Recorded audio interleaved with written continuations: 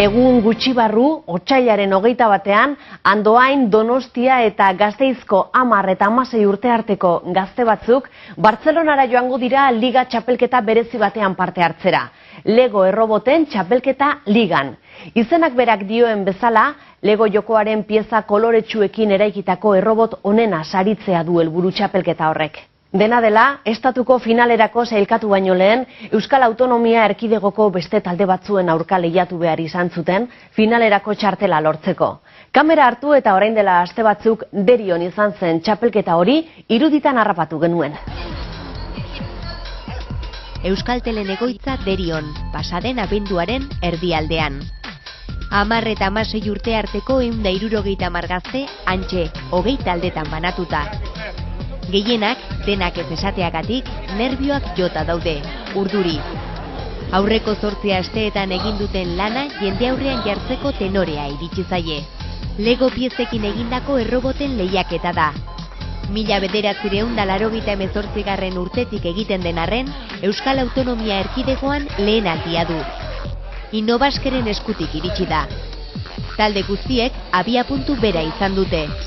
Lego etxeak emandako pieza multzo bat, sentsoreak, motorrak, engranajeak eta programazio software bat. Haiek erabilita, taldeetako bakoitzak bere errobota egin behar izan zuen.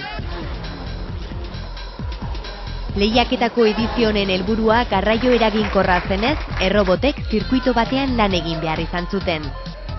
Zirkuitoan toki jakin batzuetara iristea zen probetariko bat. Beste bat, zirkuituan zehar kokatutako hainbat gauza jasotzea, eta azkena, kolpeak ongi jasateko gaitasuna frogatzea.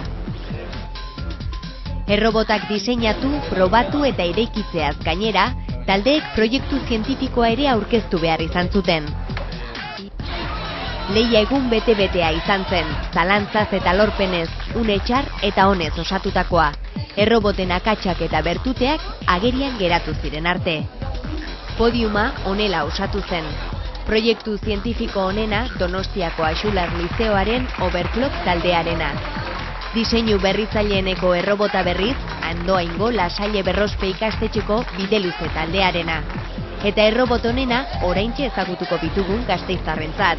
Sagrado Corazon Carmelitas ikastetxeko Microsak taldearentzat.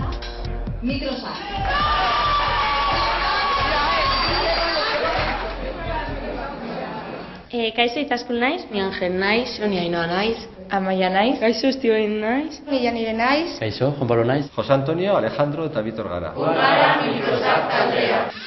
Eta hauxe da taldearen errobota, txapelduna. Sinpletasuna du bertute nagusia. Programazio memoria eta 3 motor ditu, besterik ez. Motorretako bat kurpilak mugiarazteko erabiltzen du. Beste biak berriz besoak mugitu eta tresnak hartzeko eta uzteko. Sentsorerik ez erabiltzeko autua egin zuen taldeak, probak egin eta sentsoreak oso zehatzak ez zirela jabetu zirenean. Beraz, programazio zorrotza da robot honen oinarria. Beraren egin beharra zirkuitura erabateko egokitua dago. Programazio lana ordenagailuz egin dute ikasleek. Egin beharreko mugimendu guztietarako aginduak software berezi baten bidez eman dizkiote errobotari. Zirkuitoko goraberak xehetasunez eta pazientziaz neurtu ondoren. Behin eta berriz hartu bituzte neurriak, behin eta berriz aztertu bituzte gertakari denak, eta bidean sarritan egokitzapenak egin behar izan dituzte. Talde lana eta konpromisoa izan dute ardatz hasieratik.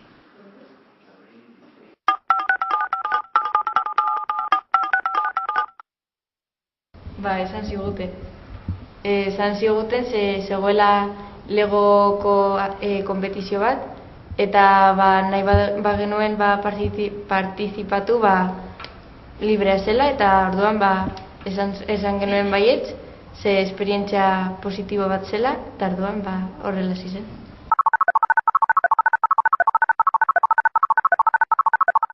Denbora asko eman dugu hemen horrela piezak montatzen, 2 edo 3 artean, eta hori, bat egiten zuen pieza bat, eta besteok baiezkoa eman behar zioten. Beraiek, ez dakit nola esan, baina, saiatzen ziren, irtenbideak bilatzen, eta gero ikusten genituen irtenbide horiek baztertu behar genituela, eta hori gogorra da nolabait, eta benetan batzuk barrutik mina sentitzen zutela. Bere tramankulua, bere aparatua, bere ideia zen, eta nolabait baztertzen genuen. Eta azkenean, denon artean ideia bat burutu dugu.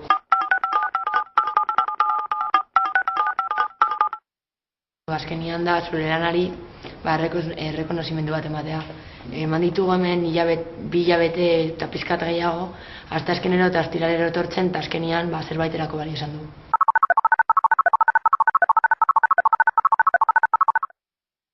Kezkaz beteri joan ginen, bagenekien gure errobotaren akatzak, noiz zenbat aldiz egiten zuen ondo gauzak, eta zenbat aldiz ez, eta egenekien besteon errobota zenolako perfekzioa lortzen zuen, eta bueno. Gero eta urduriago, finalera hurbiltzen ari ginen, eta gero finalean bum.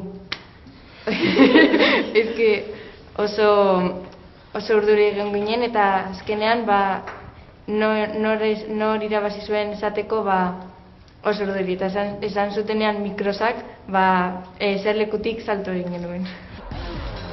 Euskadiko langa gainditu ondoren, gasteiztar hauek Andoaindarrekin eta Donostiarrekin batera Bartzelona dute helburu orain. Otsailean Espainiako txapelketa jokatuko da han. Aurrera eginez gero, udaberrian Istanbul, Taiwan edo Atlanta zain izango dituzte. Zorte on!